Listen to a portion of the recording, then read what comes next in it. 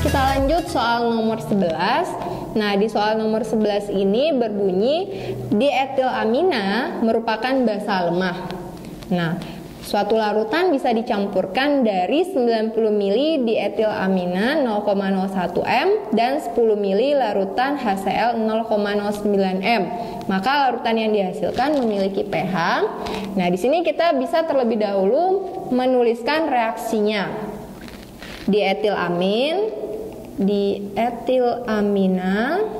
Nah, dietilamin ini strukturnya adalah rumus kimianya C2H5 2 kali NH. Nah, jadi C2H5 ini etilnya karena ada di berarti tertulisnya 2. Nah, untuk amina sendiri itu adalah gugus nitrogen dan hidrogen. Jadi NH itu amina. Oke, berarti kita tuliskan C2H5 2 kali NH plus HCl sehingga diperoleh C2H5 2 kali NH2 plus tambah Cl-. Nah, di sini kita bisa menuliskan mol dari masing-masing. 90 ml dikali 0,01 molar. Untuk HCl-nya 10 ml kali 0,09 molar. Nah, ternyata ini diperoleh nilai molnya 0,9 milimol, HCl-nya juga 0,9 milimol. Oke, kita tuliskan reaksinya. Nih, 0,9 dan ternyata habis bereaksi keduanya. Sini 0,9, maka keseluruhannya diperoleh 0,9. Nah, ini habis. Oke, karena tadi disampaikan dietilamin adalah sifat basa lemah, HCl itu asam kuat. Nah, di sini diperoleh reaktannya habis, maka terjadi hidrolisis. Nah, hidrolisisnya bersifat apa? Kita lihat saja yang kuat siapa. Yang kuat adalah asam kuat, sehingga hidrolisis garamnya bersifat asam. Sehingga kita bisa menuliskan rumusan dari hidrolisis asam. H plus sama dengan Kw per Kb kali konsentrasi kation di akar. Nah, untuk konsentrasi kationnya dari mana kita ambil? Dari sini. Nih, oke, Kw-nya 10 pangkat min 14 per Kb-nya 9 kali 10 pangkat min 4 dari sini ya. Dikali konsentrasi kationnya 0,9 per volume total.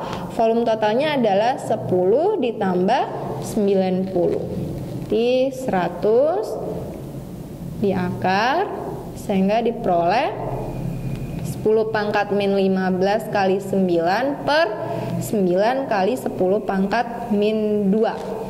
Nah, di sini bisa dieliminasi, ternyata diperoleh akar dari 10 pangkat min 13, yaitu 10 pangkat min 6,5, sehingga pH-nya adalah 6,5. Sehingga jawabannya adalah yang B.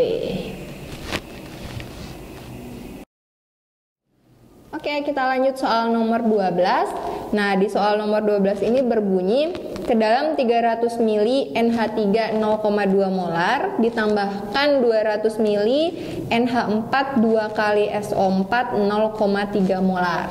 Jika Kb dari NH3 sebesar 2 kali 10 pangkat min 5, maka pH campuran adalah. Nah, di sini kita identifikasi dulu larutan yang ada disampaikan di soal. Nah, ternyata NH3 itu bersifat basa lemah. Ini basa lemah. Untuk NH4 2 kali SO4 itu adalah garam.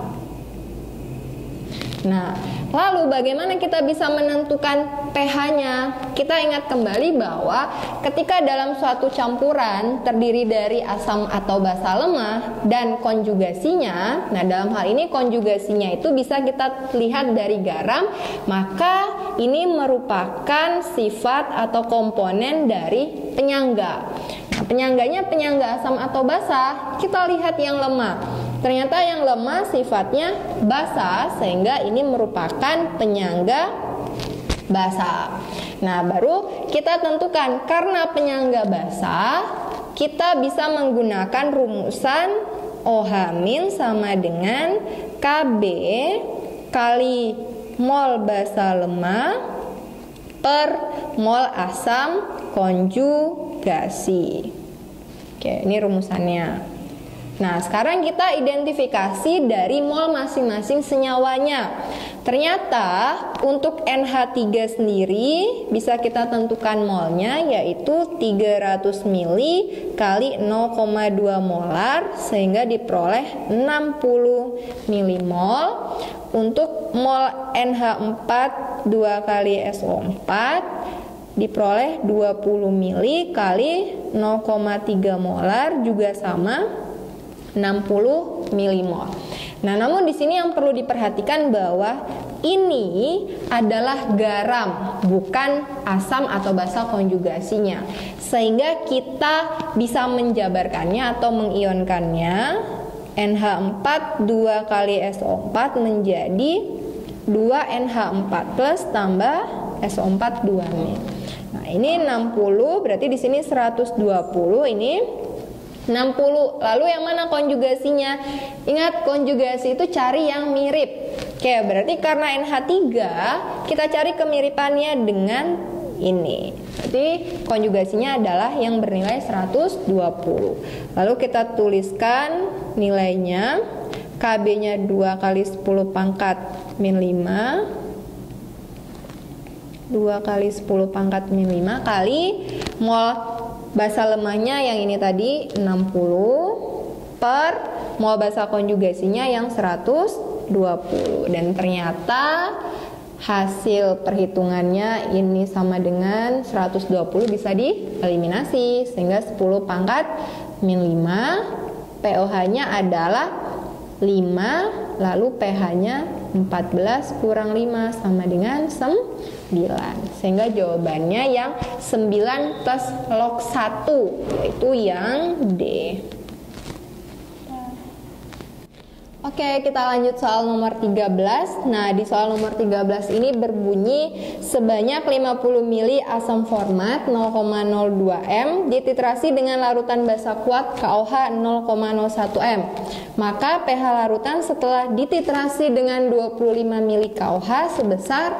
Nah, di sini kita lihat bahwa asam format itu bersifat sebagai asam lemah, KOH bersifat sebagai basa kuat. Berarti kita bisa menuliskan reaksi antara asam dan basanya. Kita tulis HCOOH plus KOH, hasilnya HCOOK plus H2O. Nah, di sini diperoleh molnya sebesar 50 kali 0,02. Untuk KOH sendiri molnya 25 kali 0,01 m. Ini molnya sejumlah ini 10 milimol. Yang ini 2,5 milimol. Oke, lalu kita buat MRS-nya. Di sini tertulis 10, KOH-nya tertulis 2,5. Lalu yang habis bereaksi adalah yang 2,5. 2,5, HCOOK 2,5, di sini 2,5. Nah, ini habis. Untuk HCOOH-nya yang bereaksi 2,5 ternyata tersisa 7,5 milimol. Nah, lalu kita lihat dari hasil reaksinya. Ternyata terdapat sisa asam lemah. Nah, ketika reaksi antara asam lemah dengan basa kuat yang tersisa asam lemah, berarti reaksi tersebut merupakan penyangga. Penyangganya penyangga asam. Lalu bisa kita tuliskan rumusannya. H plus sama dengan Ka kali mol asam lemah per mol basa konjugasi. Nah, kita tulis Ka-nya 2 kali 10 pangkat min 4. Ini 10 pangkat min 4 ya. Nah, mol asam lemahnya ini 7,5 per mol basa konjugasi. Yang mana basa konjugasi? Ingat, basa konjugasinya diperolehnya dari garam. Nah, ini sebelumnya kita ionkan dulu. CO- plus K plus. Kalau ini 2,5, di sini juga 2,5, K plusnya juga 2,5. Nah, yang diambil yang konjugasinya yang mirip, sehingga tertulis 2,5. Ini bisa kita tulis 2,5. Nah, hasil perhitungannya adalah ini 3, 6 kali 10 pangkat min 4, sehingga pH-nya min log 6 kali 10 pangkat min 4 min log 6, sehingga jawabannya adalah yang C.